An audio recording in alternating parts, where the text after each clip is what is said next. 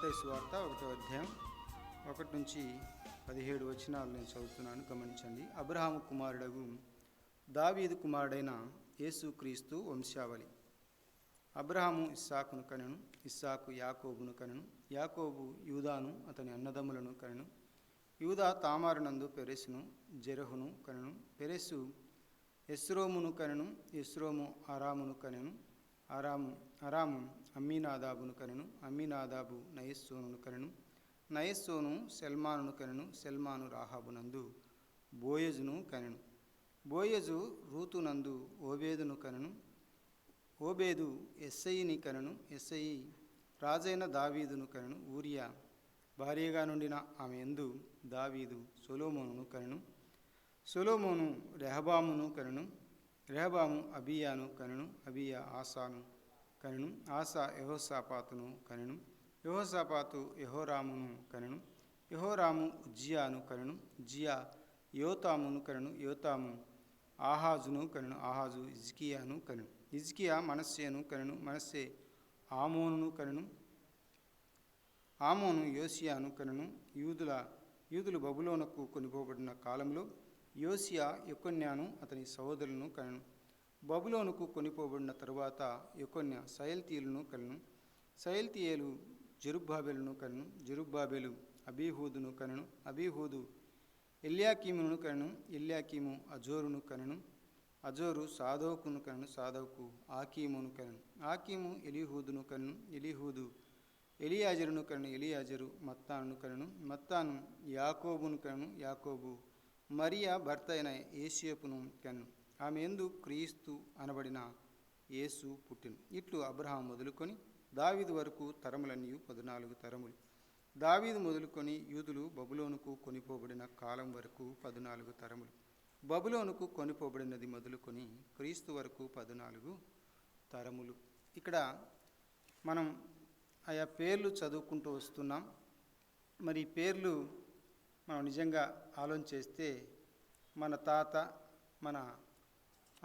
తాత వాళ్ళ నాన్న లేక అబ్బా వాళ్ళ నాన్న వాళ్ళ గురించి వాళ్ళ పేర్లే మనకు తెలియదు. వాళ్ళ గురించి కూడా కొంచెం హిస్టరీ మనకు తెలిసి ఉండదు. కానీ దైవ గ్రంథంలో అలా కాదు. ఇది చరిత్రకు సంబంధించినటువంటిదిగా బైబిల్ మనం చూస్తాం. కొన్ని పురాణాలు రకరకాలుగా కథలుగా మనం చెప్పుకుంటూ వచ్చి పూర్వకాల దినాల్లో వస్తున్నటువంటి వాటి అన్నిటికీ చరిత్ర అనేది వాటికి పక్కగా ఆధారాలు లేవు. కానీ బైబిల్లో ప్రతి వ్యక్తికి ఒక చరిత్ర, మరి ఆధారపూర్వకంగా వారి యొక్క జీవితాలు ఇందులో క్షుణ్ణంగా వ్రాయబడ్డాయి. అందుకే ఈనాడు దేవుని యొక్క వాక్కులు మన యొక్క జీవితాలకు అవి జీవాన్ని కలిగించేవిగా ఉంటున్నాయి. ఎందుకంటే దేవుని యొక్క వాక్కులు అవి జీవము కలిగినవి. అలా అయితే మనందరికీ కూడా అవి జీవాన్నిచ్చి నడిపించేవిగా ఉంటున్నాయని మనం పక్కాగా అర్థం చేసుకోవచ్చు. ఎందుకంటే అన్యులమైనటువంటి మనల్ని దేవుడు పిలిచాడు, దేవుని సన్నిధిలో నిలవబెట్టాడు, దేవుని సన్నిధిలో ఇలాగూ కొనసాగుటకు దేవుని కృప చూపుతున్నాడు అని అంటే దానికి అదే నిదర్శనం. ఎందుకంటే దేవుని యొక్క వాక్యము జీవము కలిగినది అని మనం చూస్తూ ఉన్నాం. కనుక మనమందరం కూడా ఇలాగూ ఎక్కడి నుంచో అనగా అపవాది క్రియలను నెరవేర్చుకొస్తున్నటువంటి మన జీవితాల్లో దేవుడు చేసినటువంటి అద్భుతాన్ని బట్టి మనం ఇలాగూ దేవుని యొక్క జీవం కలిగినటువంటి వాక్కుల ద్వారా నడిపింపబడుతున్నాము అన్న విషయాన్ని మనం గుర్తుంచుకోవాలి. ముఖ్యంగా ఇక్కడ మనం లాస్ట్ మరి ఎవరి గురించి ధ్యానం చేశాం? పెరెసు. కానీ ఇందులో పెరెస్ తర్వాత ఎస్రోము, ఆరాము తర్వాత అమ్మీనాదాబు, అమ్మీనాదాబు తర్వాత నయస్సోను తర్వాత సెల్మాన్. వీరి పేర్లు మనకు కనబడతాయి, కానీ వీరి గురించి ఎక్కువ ప్రస్తావన బైబిల్లో మనకు కనబడదు. కానీ వాటి గురించి నేను ధ్యానం చేయలేదు. కనుక ఈ విషయాన్ని ఎవరైనా ధ్యానం చేసుకుని ఉంటే మంచిది. నేను ఈ దినాన్న సెల్మాను రాహాబునందు బోయేజును కనెను అనే మాట మనం చూస్తున్నాం. అసలుకు రాహాబు, మనం ఈ దినం రాహాబును గురించి ధ్యానం చేద్దాం. రాహాబు ఎవరికి పుట్టిందని రాయబడింది? రాయబడిందమ్మా ఇక్కడ. నయస్సోను, 5వ వచనం, నయస్సోను సెల్మానును కను, సెల్మాను రాహాబునందు బోయేజును కను. అంటే డైరెక్ట్గా అక్కడ ఎవరికి ఈ రాహాబు జన్మించింది అనే విషయం కనబడలేదు కదా. అలా అయితే ఎవరు అన్న విషయాన్ని కూడా మనం ఆలోచన చేయాలి. సంపూర్ణంగా మనం లోతుకు వెళ్ళలేదు, కానీ రాహాబు ఏ ప్రాంతానికి చెందినది, ఏ దేశానికి, ఏ రాజ్యానికి చెందినదో మనకు తెలుసు. రాహాబు యెరికో ప్రాంతానికి, యెరికో రాజ్యానికి చెందినటువంటిదిగా మనం చూస్తున్నాం. ఈ రాహాబు యెరికో ఆ రాజ్యం చుట్టూ గోడలు, ప్రాకారం కట్టుకుంటారే, ఆ ప్రాకారం మీద ఒక ఇంటిని నిర్మించుకొని అక్కడ నివాసం ఉంటున్నటువంటి సహోదరిగా మనం చూస్తూ ఉన్నాం. ఈ సహోదరి ఏం చేస్తూ ఉంది అంటే వ్యభిచారం వృత్తి కలిగినటువంటిదిగా మనం చూస్తున్నాం. వ్యభిచారం చేత తన జీవితాన్ని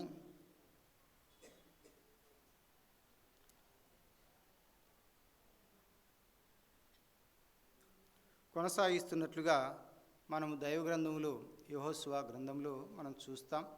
ఆమె యొక్క జీవితం అలాగుంటుండగా ఇశ్రాయేలు ప్రజలు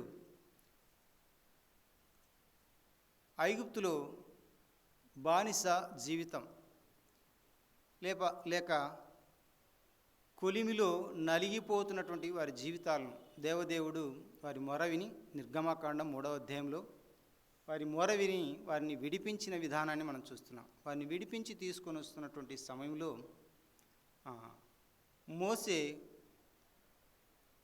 ఇశ్రాయేలు ప్రజలకు కావాల్సినటువంటి ఆహారం కావచ్చు, నీళ్లు కావచ్చు, వారు నీళ్లు అడిగినప్పుడు మీకు ఈ బండలో నుంచి నీళ్లు తెప్పించవలన అని ద్రోహులారా అని ఆ మాట పలికినప్పుడు దేవుడైనటువంటి యెహోవా అతనికి ఆ మరణాన్ని ఇచ్చినట్లుగా మనం చూస్తాం. మరణించాడు మోసే. ఆ తదుపరి యెహోషువ, ఎవరు అయినా నూను కుమారుడే. యెహోషువ ఏం చేసేవాడు? Very good. మోసేకి పరిచర్య చేసేవాడు. అంతవరకు కనబడడు ఈయన పరిచర్య చేస్తున్నట్లుగా. యెహోషువ గ్రంథంలో మాత్రం కనబడతాడు. అంటే పరిచర్య కనబడతాడు, కానీ పరిచర్య ఎవరికి చేశాడంటే మోసేకు పరిచర్య చేస్తున్నటువంటి వాడుగా యెహోషువను మనం చూస్తాం. పరిచర్య అనేది చాలా ప్రాముఖ్యమైనది. మనం పెద్దలకు పరిచర్య చేస్తే మన తర్వాత మనకు పరిచర్య చేసేవారు అంటారు. యేసుక్రీస్తు వారు ఏం చేశారు? శిష్యుల పాదాలు కడిగి పరిచర్య చేశాడు. ఆయన దేవుడు కదా, మన పాదాలు కడుగుట ఏమిటి అని మనం చూస్తే అది అక్షరార్థంగా మనకు కనిపించవచ్చు, కానీ ఆత్మ సంబంధమైనటువంటి పాఠాలు అందులో మనకు దాగి ఉన్నాయి. మన జీవితాల్లో మనం ప్రతి క్షణం ఏం చేయాలి? బయటికి పోయి వచ్చినప్పుడల్లా మనం ఏం చేస్తాం? పూర్వీకుల ఆచారం ఏంటి?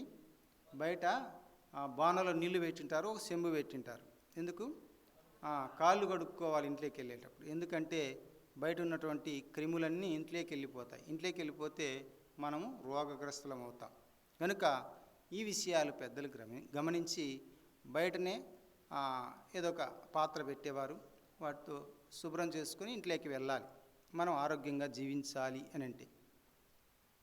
అలాగే మన యొక్క జీవితాలు ప్రతి క్షణం, ఏ క్షణం ఏం జరుగుతుందో తెలియదు. మన చూపు ద్వారా, మన ఆలోచనల ద్వారా, మన మాట ద్వారా, ఇంకా మన ప్రవర్తన అంతట్లో, మన పడక ద్వారా, అన్ని రకాలుగా మన చూపు ద్వారా, మరి ఇవన్నీ ఆలోచన చేసినప్పుడు ఎక్కడైనా ఎప్పుడైనా దోషాలు దొర్లి ఉంటాయి. దొర్లినప్పుడు ఏం చేయాలి? దేవుని సన్నిధానంలో కడుక్కోవాలి. మరి ఎప్పుడు పాపం కడుక్కునేది పరిస్థితినా అన్నట్లుగా కొందరు అంటూ ఉంటారు. మనమేం సంపూర్ణంగా పవిత్రులం కాదు. ఈ దేహ విమోచన జరిగేంత వరకు మనం పవిత్రులం కాదు. దేహ విమోచన ఎప్పుడు అవుతుందో అప్పుడు దేవుని సన్నిధానంలో సంపూర్ణంగా, పరిపూర్ణ పవిత్రులంగా ఆయన సన్నిధానంలో ఆయన చేర్చుకుని. ఎందుకంటే మనం ఏం చేయాలి? మన పాపమును ఒప్పుకుంటూ వాటిని విడిచిపెట్టాలి. అతిక్రమమును దాచిపెట్టువాడు వర్ధిల్లు, వాటి ఒప్పుకొని విడిచిపెట్టువాడు కనికరం పొందును అన్నాడు. అతిక్రమాలు చేస్తామంటే చేయాలని కాదు, చేస్తామంటే బుద్ధిపూర్వకంగా చేస్తే అది వారు పాప క్షమాపణ పొందనట్లు. చేస్తే వారు పొందలేదు, రక్షణ కలగదు. బుద్ధిపూర్వకంగా పాపం చేస్తే రక్షణ లేదు వారికి, అసలు రక్షణ అంటే అనుభవం లేదు వారికి. మనం ఏదో పొరపాటున ఏమైనా మాట అనరాని మాట అంటాం, పొరపాటున తెలియక, అంటే సడన్గా వచ్చేస్తుంది అది, హీట్ ఆఫ్ ద మూమెంట్, అంటే దాన్ని ఏమంటారు, ఆవేశంలో అంటాం.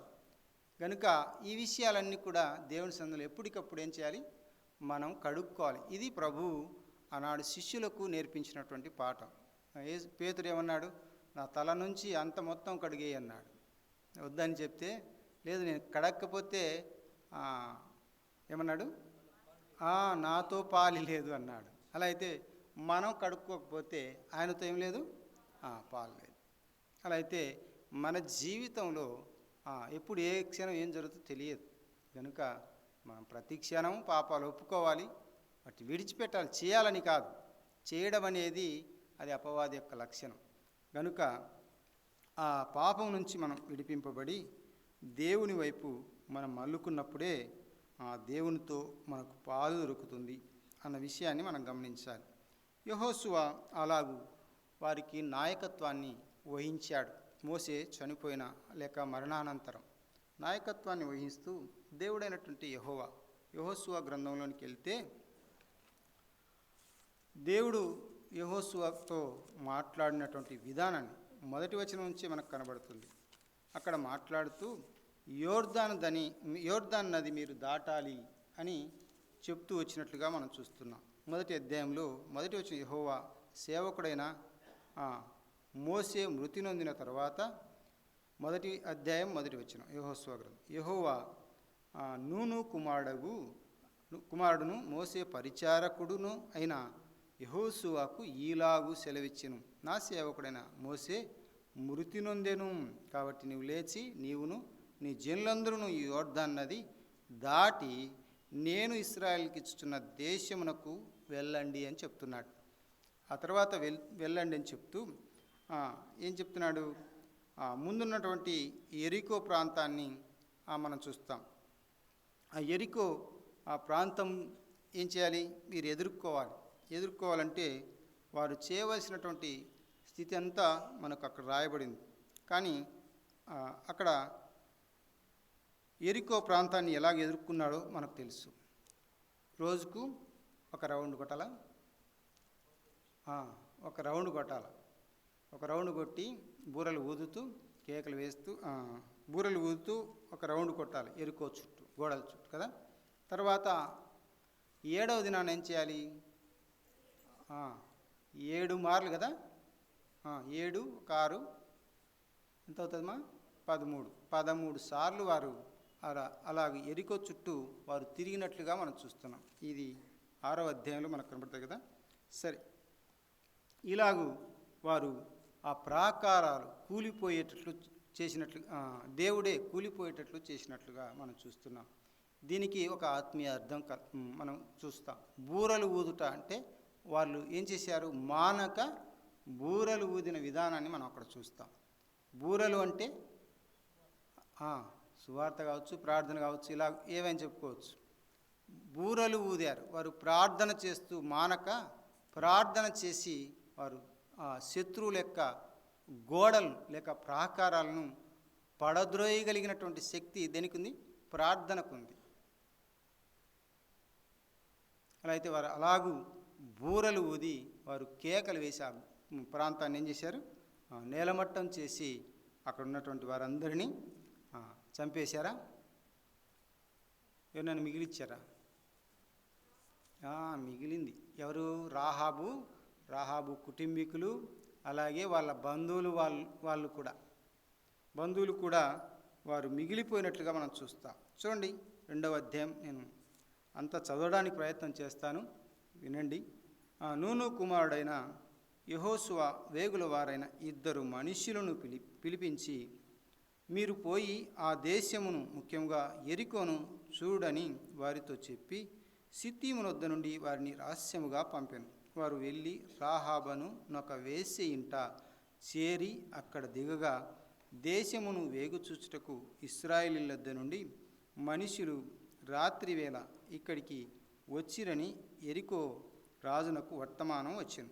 అతడు నీ యొద్దకు వచ్చి నీ ఇంట చేరిన ఆ మనుషులను వెలుపలికి తీసుకొని రమ్ము, వారు ఈ దేశమంతటిని వేగుచూచుటకై వచ్చిరని చెప్పుటకు రాహాబునొద్దకు మనుషులను పంపగా ఆ స్త్రీ ఇద్దరు మనుషులను తోడుకొని వారిని దాచిపెట్టి, మనుషులు నా యొద్దకు వచ్చిన మాట నిజమే, వారెక్కడ నుండి వచ్చిరో నేను ఎరుగను. చీకటి పడుచుండగా గవిని వేయబడు వేళను ఆ మనుష్యులు వెలుపలికి వెళ్ళిరి, వారెక్కడికి పోయిరో నేను ఎరుగను. మీరు వారిని శీఘ్రముగా తరిమితిరా, పట్టుకొందురు అని చెప్పి తన మిద్ది మీదికి ఆ ఇద్దరిని ఎక్కించి దాని మీద రాసి వేసి ఉన్న జనుప కట్టెలో వారిని దాచిపెట్టెను. ఆ మనుషులు యోర్దాను రేవుల మార్గమున వారిని తరుముపోయిన మనుషులు బయలు వెళ్ళిన తోడనే గవిని వేయబడెను. ఆ వేగుల వారు పండుకొనక మునుపు ఆమె వారున్న మిద్ది మీదికి ఎక్కి వారితో ఇట్లనెను, యెహోవా ఈ దేశమును మీకు ఇచ్చుచున్నాడని మీ వలన మాకు భయం పుట్టుననియు, మీ భయం వలన ఈ దేశ నివాసులందరికీ ధైర్యము చెడుననియు నేను ఎరుగుదును.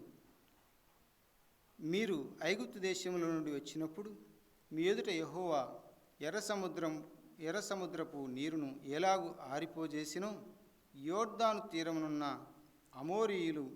అమోరీయుల ఇద్దరు రాజులైన సీహోనుకును ఓగుకును మీరేమి చేసితురో, అనగా మీరు వారిని ఎలాగు నిర్మూలము చేసితురో ఆ సంగతి మేము వింటిమి.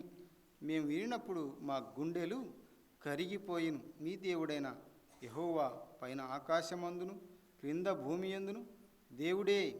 మీ ఇంట ఎట్టి మనుషులకైనను ధైర్యం ఏమాత్రము ఉండదు. నేను మీకు ఉపకారం చేస్తిని గనుక మీరును నా తండ్రి ఇంటికిని ఉపకారం చేసి నాకు నిజమైన ఆనవాళ్ళను ఇచ్చి, నా తండ్రియు నా తల్లియు నా అన్నదమ్ములను నా అక్కల చెల్లెండ్రును వారికి కలిగి ఉన్న వారందరూ సావకుండా బ్రతుకునిచ్చి రక్షించున్నట్లుగా దయచేసి యెహోవా తోడని ప్రమాణము చేయుడెను. అందుకు ఆ మనుషులు ఆమెతో, నీవు మా సంగతి వెల్లడి చేయని ఎడల మీరు చావకుండానట్లు మీ ప్రాణములకు బదులుగా మా ప్రాణమిచ్చేదము. యెహోవా ఈ దేశమును మాకిచ్చినప్పుడు నిజముగా మేము నీకు ఉపకారము చేసేదమనిరి. ఆమె ఇల్లు పట్టణపు ప్రాకారం మీద నుండెను. ఆమె ప్రాకారం మీద నివసించున్నది గనుక త్రాడు వేసి కిటికీ ద్వారా వారిని దింపెను. ఆమె, మిమ్మును తరమబోయిన వారు మీకెదురుగా వచ్చేదిరేమో, మీరు కొండలకు వెళ్ళి తరమబోయిన వారు తిరిగి వచ్చు వరకు 3 దినములు అచట దాగి ఉండుడి, తరువాత మీ త్రోవను వెలుడి అని వారితో అనగా, ఆ మనుషులు ఆమెతో ఇట్లనిది, ఇదిగో మేము ఈ దేశమునకు వచ్చువారము గనుక నీవు మా చేత చేయించిన ఈ ప్రమాణం విషయమై మేము నిర్దోషులమగునట్లు నీవు మమ్మను దించిన ఈ కిటికీకి ఈ ఎర్రని దారము కట్టి నీ తండ్రిని నీ తల్లిని నీ అన్నదమ్ములను నీ తండ్రి ఇంటి వారిని అందరినీ నీ ఇంట చేర్చుకొను. నీ ఇంట ద్వారములలో నుండి వెలుపలికి వచ్చువాడు తన ప్రాణమునకు తానే ఉత్తరవాది. మేము నిర్దోషులమగుదు. అయితే నీ యొద్ద నీ ఇంటనున్న ఎవనికే గాని ఈ అపాయమును తగిలిన ఎడల దానికి మేమే ఉత్తరవాదులం. నీవు మా సంగతి వెల్లడి చేసిన ఎడల నీవు మా చేత చేయించిన ఈ ప్రమాణ విషయంలో మేము దోషులము కామని. అందుకు ఆమె, ఈ మాట చొప్పున జరుగునుగా కానీ వారిని వెళ్ళనంపెను. వారు వెళ్ళిన తర్వాత ఆమె తొగరు దారమును కిటికీకి కట్టెను. వారు వెళ్ళి కొండలను చేరి తరువారు తిరిగి వచ్చు వరకు 3 దినములు అక్కడ నివసించి తరువాత వారు ఆ మార్గం అందంతటను వారిని వెదకిరి గాని వారు కనబడలేదు. ఆ ఇద్దరు మనుషులు తిరిగి కొండల నుండి దిగి నది దాటి నూను కుమారుడైన యెహోషువ యొద్దకు వచ్చి తమకు సంభవించినదంతయు అతనితో వివరించి చెప్పిరి. మరియు వారు ఆ దేశమంతయు యెహోవా తన చేతికి అప్పగించుచున్నాడు. మన భయము చేత దేశ నివాసులందరికీ ధైర్యము చెడియున్నదని యెహోషువతో అనిరి. ఇక్కడ మనం చూస్తే రాహాబు ఎవరో, ఎక్కడ నివసిస్తుందో, ఆమె ఏమై ఉన్నదో మనకు సంపూర్ణంగా వివరాలు కనబడతాయి. యెహోషువ ఇద్దరిని వేగుల వారిని ఎరికోను చూడడానికి పంపించినట్లుగా మనం చూస్తున్నాం. ఎరికో అంటే సువాసన కలిగినటువంటి ప్రాంతము అని అర్థం ఇస్తుంది. అలాగే ఇక రాహాబు యొక్క వివరాలు కూడా మనం ఆలోచన చేస్తే, రాహాబు అంటే అర్థం ఏంటిమా? విశాలత, ఇంకొకటి ఉంది గర్వము. అలా అయితే రాహాబు ఎలాగ జీవించిందో ఆమె యొక్క ఆ పేరులో మనకు అర్థమవుతుంది. గర్వించినటువంటి రాహాబు. ఈ ప్రపంచం ఎంతో విశాలంగా ఉందని తన ఇష్టానుసారంగా జీవించినటువంటి రాహాబు ఇప్పుడు ఏమైపోయింది మనకు అర్థమవుతుంది. ఏమన్నది? 9వ వచనం, యెహోవా ఈ దేశమును మీకు ఇచ్చుచున్నాడని మీ వలన మాకు భయం పుట్టుననియు, మీ భయం వలన ఈ దేశ నివాసులందరి ధైర్యము చెడుననియు నేను ఎరుగుదును. వేగుల వారితో రాహాబు మాట్లాడుతుంది. ఈ దేశాన్ని ఇశ్రాయేలు ప్రజలకు ఇస్తూ ఉన్నది. ఎందుకంటే ఆనాడు ఐగుప్తు దేశం నుంచి తీసుకుని వస్తూ ఎర్ర సముద్రాన్ని 6 నెలలుగా మీ దేవుడు చేశాడు.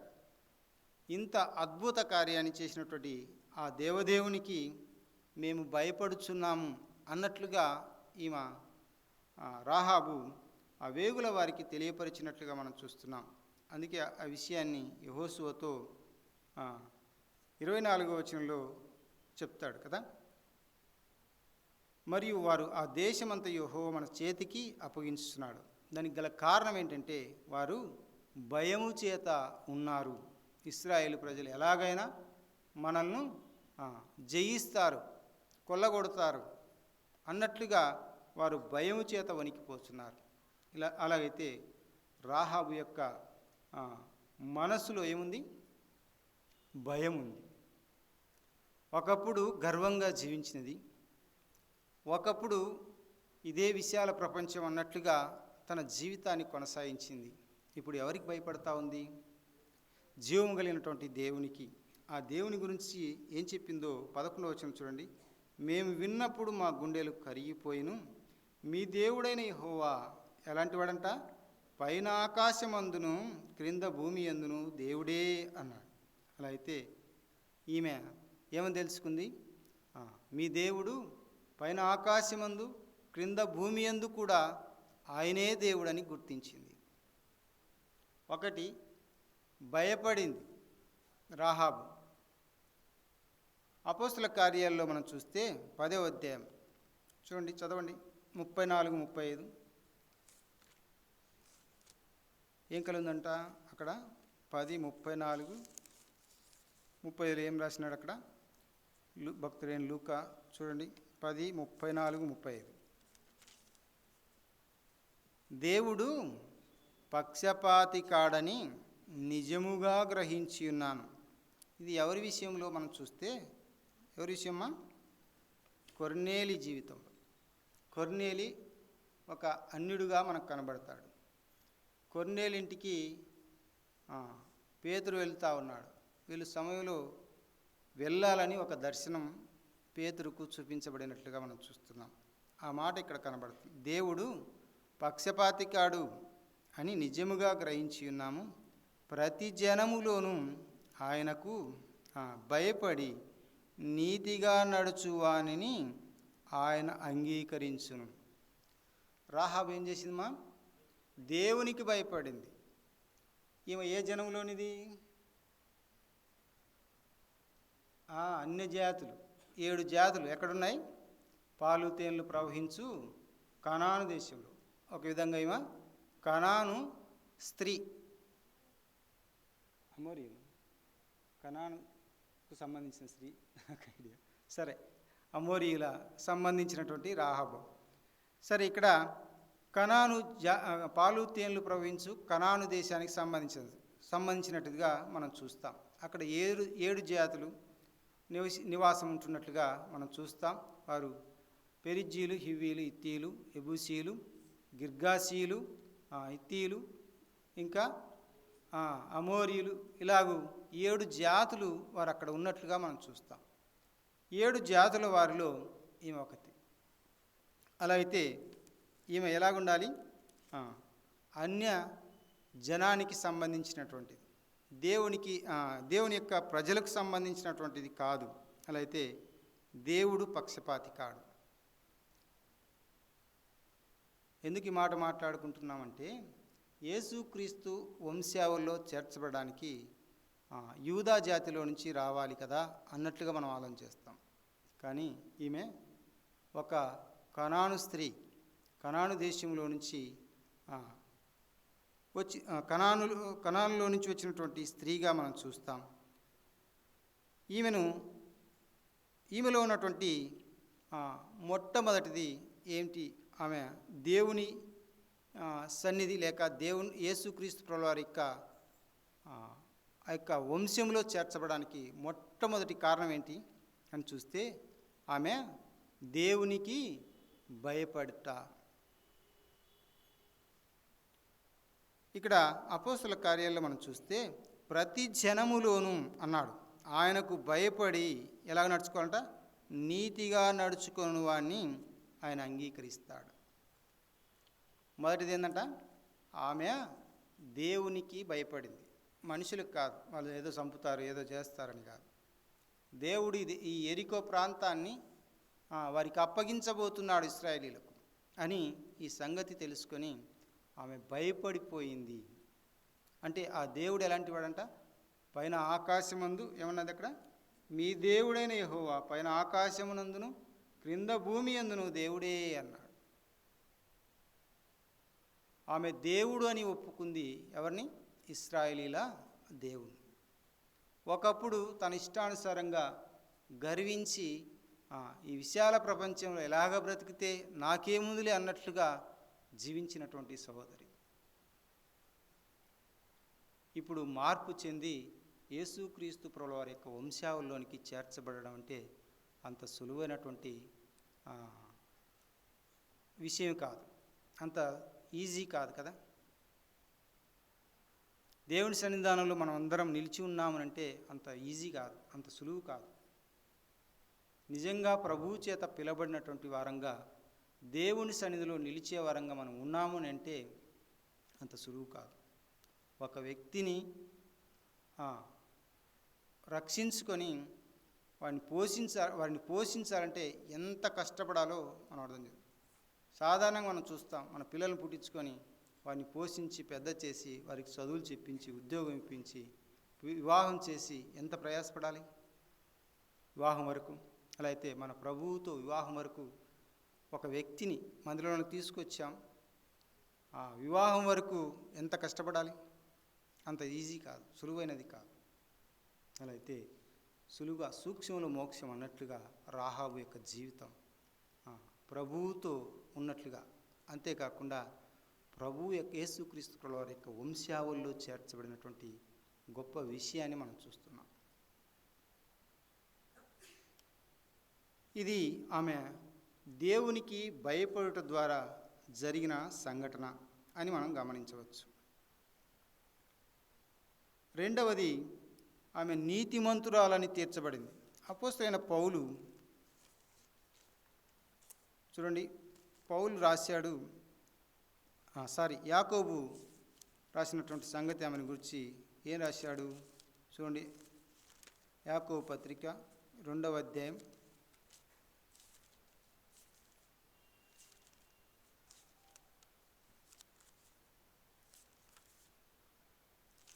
25వ వచనాన్ని చదువుకుందాం. యాకోబు పత్రిక 2:25 ఏముంది మగడ? రాహాబు గురించి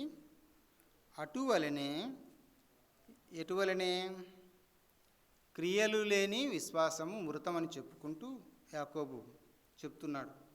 అటువలనే రాహాబను వేసి కూడా దూతలను చేర్చుకొని వేరొక మార్గమున వారిని వెలుపలికి పంపివేసినప్పుడు క్రియల మూలముగా ఏం చేయబడిందట? నీతిమంతురాలుగా చేయబడింది. ఆమె ఎవరంట? నీతిమంతురాలైపోయింది. అబ్రహాము దేవుని నమ్మెను, అది అతనికి నీతిగా ఎంచబడెను. ఇది అంత సులువు కాదు.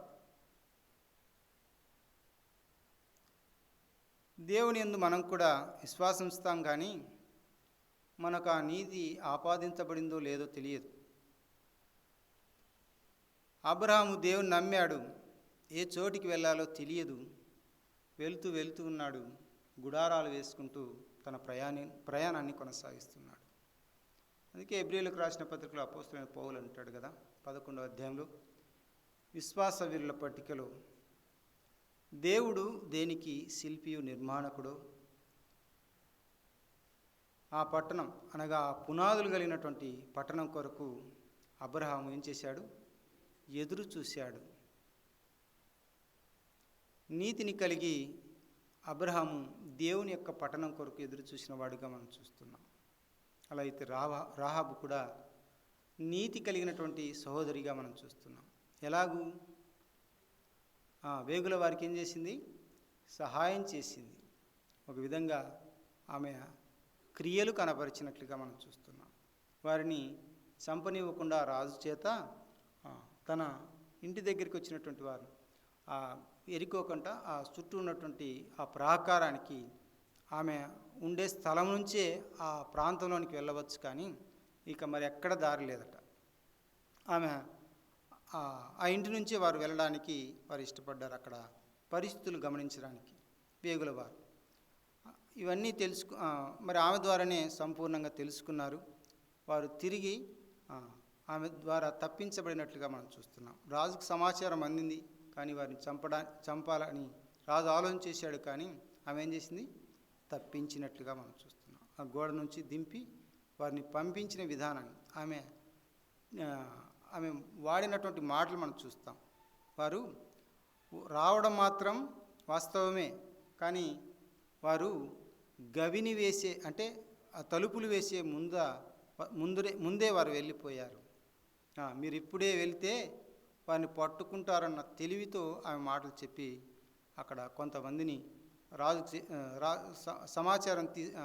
దగ్గర నుంచి ఈమె దగ్గరికి సమాచారం తెలుసుకోవడానికి వచ్చినటువంటి వారితో చెప్పినట్లుగా మనం చూస్తాం. వారు వెళ్ళారు, మరి వారు కనపడలేదు. మరి వీరిని మాత్రం తెలివిగా తప్పించిన విధానాన్ని మనం చూస్తాం. అంటే ఆమెలో దేవుని భయాన్ని బట్టి వారి ఎడల క్రియలు జరిగించింది. దేవుని చేత భయపడు వారందరినీ, దేవునికి భయపడు వారందరినీ దేవుడు ఏం చేస్తాడంట? ఆయన అంగీకరిస్తాడు, ఆయన బిడ్డలుగా స్వీకరిస్తాడు, ఆయన బిడ్డలు అయ్యే అధికారం మనకు అనుగ్రహిస్తాడు. ఈ గొప్ప భాగ్యాన్ని రాహాబు పొందిన విధానాన్ని మనం చూస్తాం. ఆ తదుపరి ఆమె నీతిమంతురాలుగా ఎలా చేయబడిందో మనం చూస్తున్నాం. ఎలా చేయబడింది? వారిని తప్పించుట ద్వారా, వారిని ఆ రాజు యొక్క సేవకుల చేతిలో నుంచి తప్పించుట ద్వారా ఆమె నీతిమంతురాలుగా తీర్చబడెను అనే మాట మనం చూస్తున్నాం. అలా అయితే మనం ఏం తెలుసుకోవాలి? ఆ మాట చెప్తాడు చూడండి ఇక్కడ యాకోబు పత్రికలో 26వ వచనం, ప్రాణము లేని శరీరం ఎలాగ మృతమో అలాగే క్రియలు లేని విశ్వాసము మృతము అన్నాడు. మన యొక్క జీవితాల్లో ఇతరులకు చేసేటటువంటి మేలుళ్ళు మనం ఆపకుండా చేయాలి అన్నట్లుగా మనం గమనిస్తున్నాం. కనుక ఎవరు ఏ మేలు పొందాలో ఆ మేలు వారికి చేయడానికి మనకు చేతనైనంత మట్టుకు. యోబు ఏం చేశాడు? అతనికి చేతనైనంత మట్టుకు సాయం చేయగలిగినటువంటి స్థితి మనం చూస్తాం. మాట సహాయం చేశాడు, అలాగే ఇంకా వారిని బలపరిచాడు. ఇంకా వారికి డబ్బు కూడా సహాయం చేసిన విధానాన్ని కూడా అక్కడ మనం చూస్తాం. డబ్బు అంటే ఆ దినాల్లో ఇబ్బంది పడే వారికి సహాయం చేసి, అంటే అక్కడ మనం గమనిస్తే ప్రతి విధమైనటువంటి సహాయము అక్కడ మనం గమనించవచ్చు. చూద్దామా? చూడండి, యోబు గ్రంథం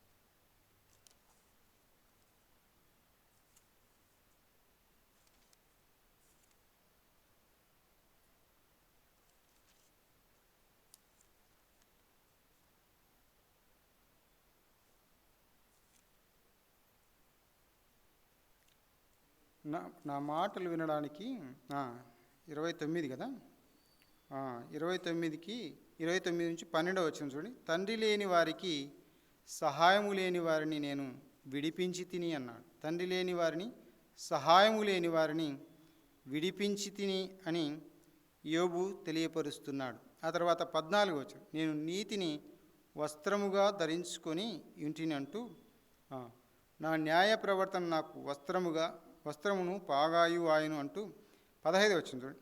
గ్రుడ్డివారికి నేను కన్నులనైతిని అన్నాడు, కుంటివారికి పాదములనైతిని అన్నాడు. దరిద్రులకు తండ్రిగా ఉంటిని అంటే ఆదుకున్నాడు, అంటే డబ్బులే ఇబ్బంది పడే వారికి సహాయం చేసినటువంటి వ్యక్తిగా మనం చూస్తున్నాం. అంతేకాకుండా 21 వచ్చిన, మనుషులు నాకు చెవియొగ్గి నా కొరకు కాచుకొని నా ఆలోచన వినవలనని మౌనముగా ఉండిరి. 22 వచ్చిన, నేను మాట్లాడిన తర్వాత వారు మారు మాట పలుకక ఉండిరి అన్నాడు. వారు ఎలాగ తీసుకుంటారన్నట ఆ మాటలు?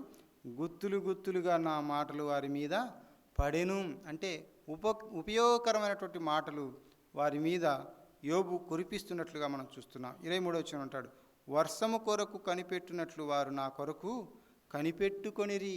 యోబు యొక్క జీవితం ఎలాంటిదంట? నీతి కలిగినటువంటి జీవితం, న్యాయమైనటువంటి జీవితం. అలాంటి నీతి న్యాయములు కలిగినటువంటి జీవితంతో ముందుకు సాగుతున్నప్పుడు అక్కడ ఉన్నటువంటి ప్రజలందరూ కూడా యోబు యొక్క సహాయం పొందిన వారుగా మనం చూస్తున్నాం. ఇక్కడ ఇంకా 24-25 వచనంలో మనం చూస్తే, వారు ఆశారహితులై ఉండగా వారిని దయగా చూసి చిరునవ్విన వితిని, నా ముఖ ప్రకాశము లేకుండా వారు ఏమీయూ చేయరైరి. నేను వారికి పెద్దనై కూర్చుండి వారికి మార్గములను ఏర్పరిచి తిని అన్నాడు. సేనలో రాజు వలను దుఃఖించు వారిని ఓదార్చు వాని వలను నేనుంటిని అన్నాడు. ప్రతి విధమైనటువంటి సహాయము యోబు ద్వారా అక్కడ ఉన్నటువంటి ప్రజలకు అందినట్లుగా మనం చూస్తున్నాం. కనుక క్రియలు లేని విశ్వాసం ఏమైందట? మృతమైనది. అలా అయితే రాహాబు క్రియలు కలిగినటువంటి విశ్వాసాన్ని కలిగినట్లుగా మనం చూస్తున్నాం. ఆమె నీతిమంతురాలు అని ఎవరు చెప్పారు? యాకోబు చెప్పినట్లుగా మనం చూస్తున్నాం. ఎలాగూ? క్రియల ద్వారా ఆమె నీతిమంతురాలుగా తీర్చబడిన విధానాన్ని మనం అక్కడ చూస్తాం. ఇంకొక మాట హెబ్రీయులకు రాసిన పత్రికలో ఆమె గురించిన ఇంకో మాట చూద్దాం. 11వ అధ్యాయం 31వ వచనం అపోస్తలుడైన పౌలు ఆమె గురించి ఏం రాశాడు అని మనం చూస్తే, విశ్వాసమును బట్టి రాహాబు ఏమైందట? వేగుల వారిని చదవండి గట్టిగా. నేనే చదువుతాను.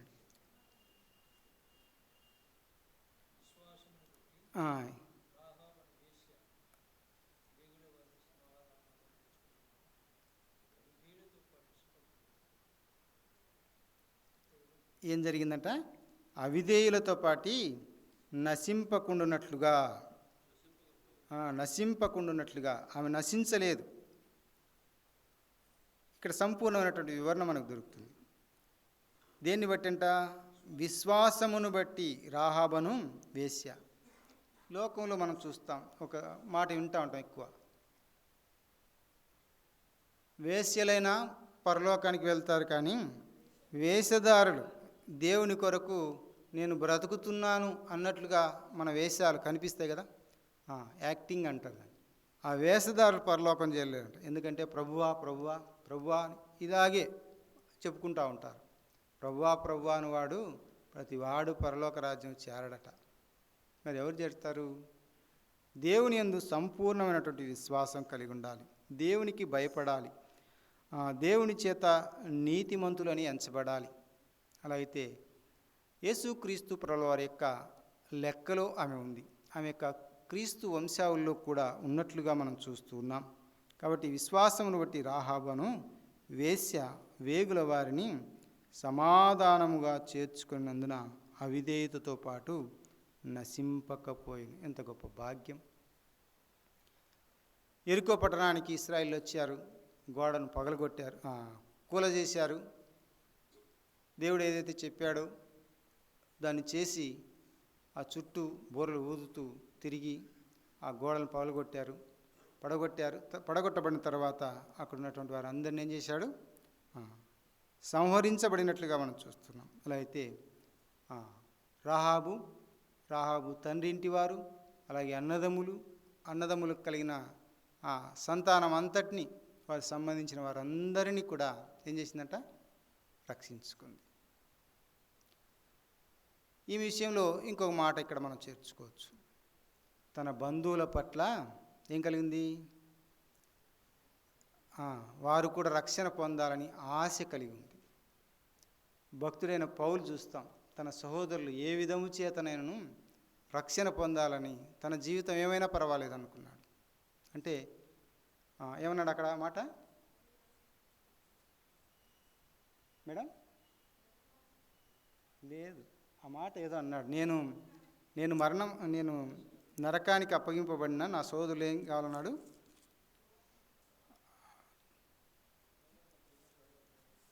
రోమియోలకు రాసిన పత్రిక చూడండి, 10వ అధ్యాయం ఏమన్నాడు అక్కడ? విలాసన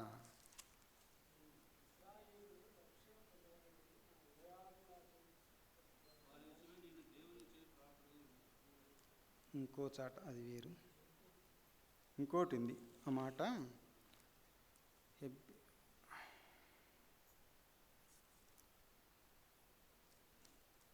కొరింథీయులకు రాసిన పత్రిక 13వ అధ్యాయం, మొదటి పత్రిక 13వ అధ్యాయం.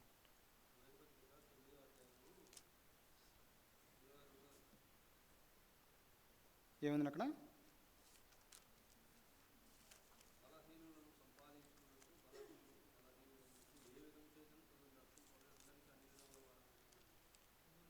కాదన్నా, సరే, నేను నా సహోదరులు రక్షింపబడాలి అంటే నేను ఒకవేళ శాపగ్రస్తుడనై ఏదో అన్నాడు కదా,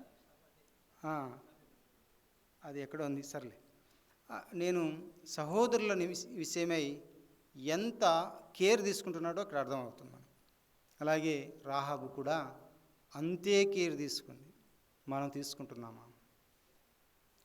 నీవు నేను రక్షింపబడితే చాలు, మనం అందరం దేవుని సన్నిధిలో ఉంటే చాలు అని అనుకుంటున్నామేమో. మన తల్లిదండ్రులు, మన బిడ్డలకు సంబంధించిన వారు, మన అన్న అక్క వారికి సంబంధించిన వారందరి కొరకు మనం ప్రార్థన చేయాలా వద్దా? చేయాలి. ఆమె వేగుల వారి దగ్గర ఏం చేసుకుంది? ప్రార్థన చేసుకుంది. అడిగింది కదా, నా వారందరూ రక్షణ పొందాలి, నా వారందరూ కాపాడబడాలి. అవును, అది నీ ఇంటిలో ఉంటే మాత్రం కాపాడబడతారని వారు తెలియపరిచినట్టుగా మనం చూస్తున్నాం. నోవాహు ఓడ కట్టుకున్నాడు. ఓడలోనికి వచ్చే వారందరూ కూడా ఏమవుతారు? రక్షణ పొందుతారు, కాపాడబడతారు. ఎంతమంది వచ్చారు?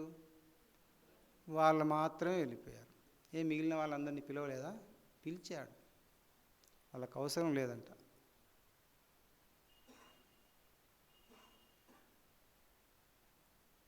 రాహాబు ఎంత ఆశ కలిగి ఉందో మనం ఆలోచన చేయాలి తన బంధువుల పట్ల. నిజంగా మన బంధువుల పట్ల అంత ఆసక్తి ఉందా? మనం మాత్రమే కనపడుతూ ఉంటాం, మన బంధువులు కనపడరు. దేవుని మీద ఆసక్తి కలిగి ఉంటే ఇలా కోరుకుంటాం, అందుకే యేసుక్రీస్తు ప్రభువారి యొక్క వంశంలో చేర్చడానికి ఆమె కారకురాలైనట్లుగా మనం చూస్తాం. ఎంత ఆసక్తి కలిగింది తన బంధువుల ఎడల, తన అన్నదమ్ముల ఎడల, వారికి కలిగిన సంతానం ఎడల అని మనం చూస్తే గొప్ప ఆసక్తి కలిగి ఉన్నటువంటి సహోదరిగా మనం చూస్తాం. అదొక పాయింట్. తర్వాత ఆమె వారిని దాచిపెట్టి తిరిగి వారిని పంపడం అంత సులువా? వారు వచ్చి చూసింటే, మీ ఇంట్లోనే ఉండారని చూసింటే ప్రాణం పోయేది. ఇప్పుడు ఏం చెప్పుకున్నాం ఇక్కడ ఈ పాయింట్? ప్రాణాన్ని తెగించి దేవుని రక్షణను ఎదురు చూసింది. ప్రాణాన్ని తెగించి దేవుని రక్షణ ఎంత గొప్పదో ఆమె గ్రహించింది. ఆమెలో ఉన్నటువంటి క్వాలిటీ చాలా సంగతులు ఉన్నాయి, కానీ వాటిని ధ్యానం చేస్తే అవి బయటకు వస్తాయి. తెగించి ఆమె వారిని కాపాడింది. జమ్ములో వారిని దాచిపెట్టింది కదా, జనుప దాంట్లో, సరే, జనుప నారలో వారిని దాచిపెట్టింది. రక్షణ పట్ల ఆమెకున్నటువంటి ఆసక్తిని మనం చూస్తున్నాం. అంటే దేవునికి భయపడి ఆమె తన జీవితాన్ని కొనసాగించింది. ఆ కొద్ది క్షణాల్లోనే ఆమె తన బంధువులందరినీ కాపాడుకున్నట్టుగా మనం చూస్తాం. దేవుని యందు భయం ఎంత ప్రాముఖ్యమైనదో మనం చూస్తున్నాం.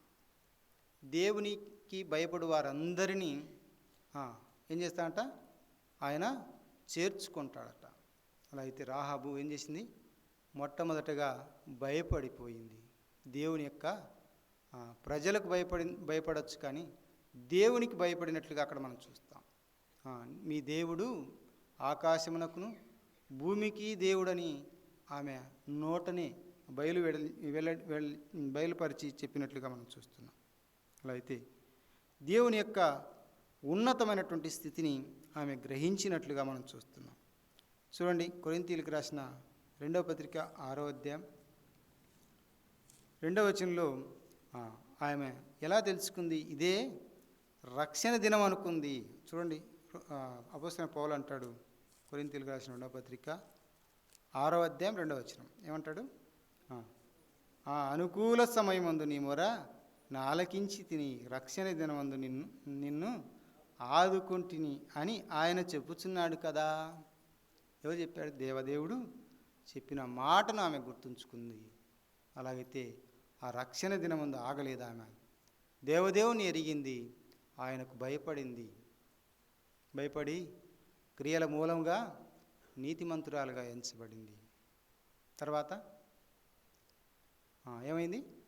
ఆమె ఒక విశ్వాసిరాలిగా తీర్చిదిద్దబడినట్లుగా మనం చూస్తున్నాం. క్రియల చేత ఆమె ఏం జరిగింది? నీతిమంతురాలుగా తీర్చబడింది. తర్వాత విశ్వాసం చేత కాపాడబడిన సహోదరిగా మనం చూస్తున్నాం. ఆ తర్వాత తన సహోదరులందరూ కూడా, బంధువులందరూ కూడా ఆమె ఇంటిలోనికి వచ్చి రక్షణ పొందిన వారుగా, ఆమె ఆసక్తి చూడండి ఎంత గొప్పదో, రక్షణ పొందాలని వారి మీద ఉన్నటువంటి ఆసక్తిని మనం చూస్తున్నాం. అలాగే ఇక్కడ చివరిగా మనం చూస్తే యేసుక్రీస్తు వంశావళిలో ఆమెను మనం చూస్తున్నాం. మత్తయి సువార్తలో చదువుకున్నటువంటి మాటలు అవి. ఆమెను గురించి ఎవరికి పుట్టిందని రాయలేదు, డైరెక్ట్గా తీసుకొని వచ్చారు కదా. సెల్మాను ద్వారా రాహాబునందు బోయజును కనెను. అలా అయితే యేసుక్రీస్తు ప్రభువారి వంశావళిలో చేర్చబడడానికి చాలా కారణాలు ఉన్నాయి, కానీ ఆమె కొద్ది సమయానికే వారు ఎంతసేపు వచ్చింటారు అంటే తక్కువ సమయం. ఆ తక్కువ సమయంలోనే దేవదేవుని గురించినటువంటి సంగతులు ఆమె తెలుసుకొని రక్షణ పొంది, ఆమె మాత్రమే కాదు, వారి బంధువులు కూడా, అన్నదమ్ములు కలిగినటువంటి సంతానం అంతటి కూడా రక్షణ పొందాలని ఆశ కలిగిన ప్రాణాన్ని దేవుడు ఏం చేస్తాడంట? తృప్తిపరుస్తాడు. ఆమె తృప్తిపరచబడి యేసుక్రీస్తు వంశావళిలో చేర్చబడినట్లుగా మనం చూస్తున్నాం. దేవుడు తన మాటలు